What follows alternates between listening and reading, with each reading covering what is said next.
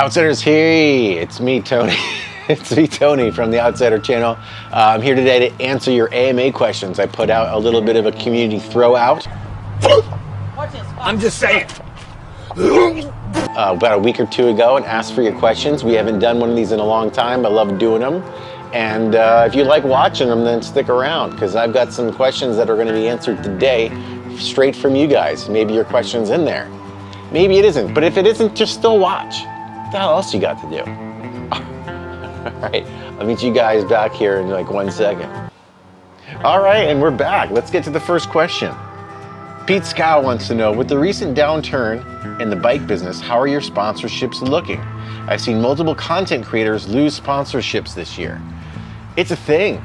It's definitely a thing. My sponsors this year, I'll go through them. Gravity Bicycles, always love supporting them. YT, still a bike sponsor of mine. I've even picked up a couple more.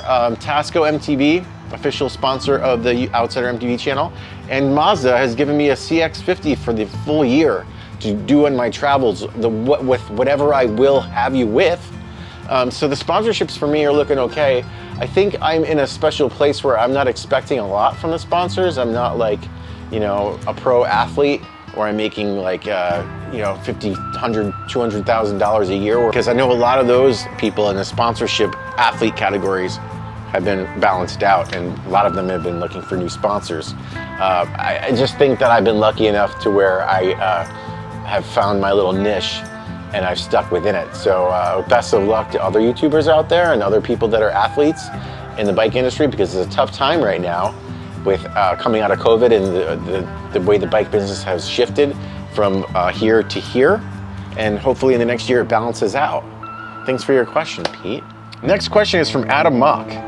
What advice would you give your younger self, he says. I love Adam. Adam always goes straight to the deep stuff. There's no small talk with Adam, and I love that. I don't like small talk. So Adam, I guess I would tell myself, you know, I'm in my mid-40s now.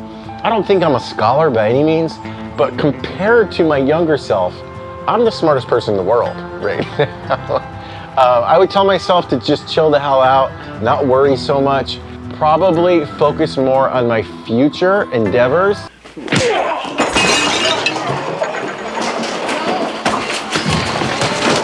Calvin Klein. Than to having so much fun when I was younger. I mean, I used to be a skateboarder, athlete.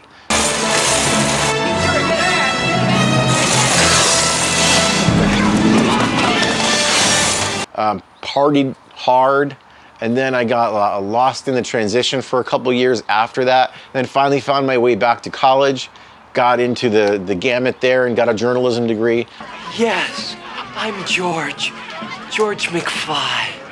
I'm your density. I mean, your destiny. But it took a while, and I'm a late bloomer. So would I have changed things? I guess I couldn't. I wouldn't say I would change things, because whatever I went through made me who I am today, and I'm proud of the person I've become. But if I could talk to my younger self, it would probably be just, you know, not worry so much, because I've struggled with anxiety my whole life. And no matter what I was doing, if I was partying, if I was doing this and that, I was always worried about something. You know, and I've made it this far, and I've taken a lot of risks, a lot of chances physically and career-wise. I've moved from the East Coast. I've done some big moves and sold everything I owned, started my life over a couple times, and that comes with a lot of anxiety. But I'm always proud of the decisions I've made, and you got to deal with them. The decisions you make, you're stuck with, right? You can't move backwards. You got to move forward. So I guess what I would always say is, like, be confident, make a decision, and don't worry so much, because you're taking years off your life. I've probably taken years off my life with so much anxiety, how much I have. Something I still struggle with today, but I'm getting better at it. I'm getting better at the tools. I'm equipping myself a little bit more with knowing who I am these days, rather than figuring it out along the way. Like when you get to middle age, that's something that's, I feel like a lot of us, maybe a lot of you that are out there know, is that you just kind of become more friends with yourself, and you know what your expectations are daily. You know what you can put up with.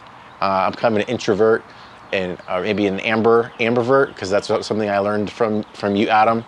It's something I need to recharge after a couple of days of hanging out with people and being social. I get exhausted mentally. So getting to know myself better, I guess the one thing I would say to myself is that, chill the hell out, Tony. MTB Rad Dad wants to know, besides Legend of Zelda, what's your favorite game? Oh man, so this is the easy one for me. If you guys are video game nerds, I love Fallout 3 and Fallout 4. In fact, my dog Pip, Pupper Pip, he's looking at me right now, is named after a gimmick, a little what have you in Fallout. It's called the Pip-Boy inside Fallout, and we didn't know what to name Pip at first. He kind of looks like Falcor the dragon from Neverending Story, but that just didn't stick. So one day I just looked up and I was like, Pip, and it stuck. Heather loved it, I loved it, my wife loved it. Her name is Heather, for those of you that don't know. And so Fallout is definitely one of my favorite games. Skyrim. I love Bethesda games. I played Starfield. And there's your answer, Adam, MTB Rad Dad. Okay, next question. Falcons Gray wants to know, do you think bike companies' MTB lineup will be 80% e-bikes within 3 years? No, I think it'll be about the same. I think that all bike companies right now are making e-bikes, and that's not going to change. But I think that bike parks and analog bikes aren't going anywhere. I think that that's something that will stick and stay true. I don't think with the popularity of e-bikes coming out, with how popular they are, I don't think that's something that's going to change the landscape that much. I think that they'll become more popular and a lot more people will have an e-bike and also an analog bike. But I think that the bike companies will remain true and keep their gamut kind of what we see right now in 3 years. I don't know if maybe 10 years from now, how much that'll change. I think the bigger question would be like 5 to 10 years from now with how much smaller and compact the e-bike batteries will be and how much lighter the e-bikes will be. Because the future of e-bikes, I think, is just getting lighter and bigger battery powders, bigger battery power with lighter e-bikes. I think that is the bigger question. That's going to be something that's huge. Is because when the analog bike becomes and weighs as much as an e-bike, that's going to change things a lot. Because the future is big when it comes to e-bikes. I don't think they're going anywhere. Hike, Bike, Sleep, and Repeat wants to know, what initially got you into MTBing and what was the push for starting a channel? I've answered this one before, and for you newcomers, I'll answer it again.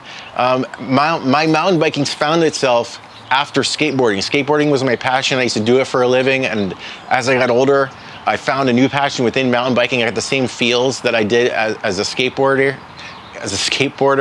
Going down the trails, getting that adrenaline, learning how to jump, learning how to go through the tech stuff, going faster. I started to feel like I was skating on a mountain bike. And as I got older, I couldn't do the tricks I used to be able to do on the skateboard or jump down the rails I used to in the stairs. MTB filled this void, and it's still doing that for me right now. As far as starting the channel, I used to just go out with a Rilo 360 camera and film my rides for my wife and Pip and play them for them at night. And finally she got sick of me doing that, and she's like, I don't want to watch these anymore, Tony. You're gonna have to do something else with this. Why don't you just start a YouTube channel? So that's kind of what started it. I started it as an experiment, just for fun, threw up some videos, and I thought maybe if someone like me that moved here, a transplant from the East Coast, didn't know where to ride, maybe these trail guides would be of value to people. So I tried to make them fun, entertaining, and informative, and somehow they stuck. And hey, 3-4 years later, here I am talking to you, explaining the story. I don't know how the hell I got here, but it's all because of the support from you guys that have stuck around and watched. So I guess I owe a lot of the channel experiment and why I'm still around and living this lifestyle to you. So thank you guys so much, and then thank you as well for the question. Jesus Paul wants to know, what's one of my favorite places to eat Italian food? You guys, I guess meatballs have become a pretty big staple of the channel because I'm getting a lot of Italian questions and meatball questions. I love meatballs. I am Italian. My mother was born in Italy, so I think that's where the whole thing comes from, this beautiful thing that I like to do and eat. Let's get back to that gabagool. My favorite Italian place right now where I go with Heather is a place called Bruno's in Brea. I do like Fuoco Pizza here in Fullerton. They have really thin style pizza. I love that East Coast style pizza. And I love Claro's, which is great for Italian subs and meatball sandwiches. The greatest meatball sub you're gonna have around the area is Claro's. I go to the one over in La Habra. Next question, Lupac wants to know, have you tested the YT Core 5? And if so, how was it? I haven't. I will. Stay tuned next month because I'm going to be swapping out my YT Decoy 3 For the 5, you heard it here first. That's going to be my new bike for this year in blue. I can't wait. Get a little color change up, and I'm really looking forward to it. I'm going to be doing a breakdown video, review, first ride, all the things that I usually do on the new YT bike. So stay tuned, subscribe, like, all the things, because that's coming up. Tumor Warrior wants to know, lifetime supply of meatball subs or a lifetime supply of spaghetti? Well, if you've been watching the channel, as I know you have, Tumor Warrior, you're going to know I'm going to say hell yes to meatballs every single time. Next question is from Bill Truitt. What was your favorite best trick in your skateboarding days? I think that my favorite trick was the 360 flip, and the best trick I did down a famous skate spot called Bricktown. I did a 360 flip down the stairs. Fell a couple times, more like an hour worth of falls to finally get that one, and I was sore for about a month, but landed it. It was the ender to my video part. Cheers. Thanks for the question.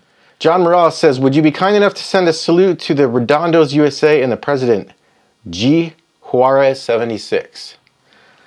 Thanks for your service. Appreciate you guys. Appreciate all you do on the trails. Appreciate you guys, what you've done for the country, and I salute you. With that, I'm going to end this video. Thanks for you guys for making it this far, and thanks for your questions. We'll be back next week with a unique video. I'm going to Phoenix this week on a skateboard trip with the boys. I don't know who the boys are yet. Yes, I do. I'm lying. I don't know what I'm talking about. Stick around. A new type of video is coming up next, and then we'll be back on the trails in no time. After this rain is done. Oh my God, the rain. Anyway, I'll see you guys next week.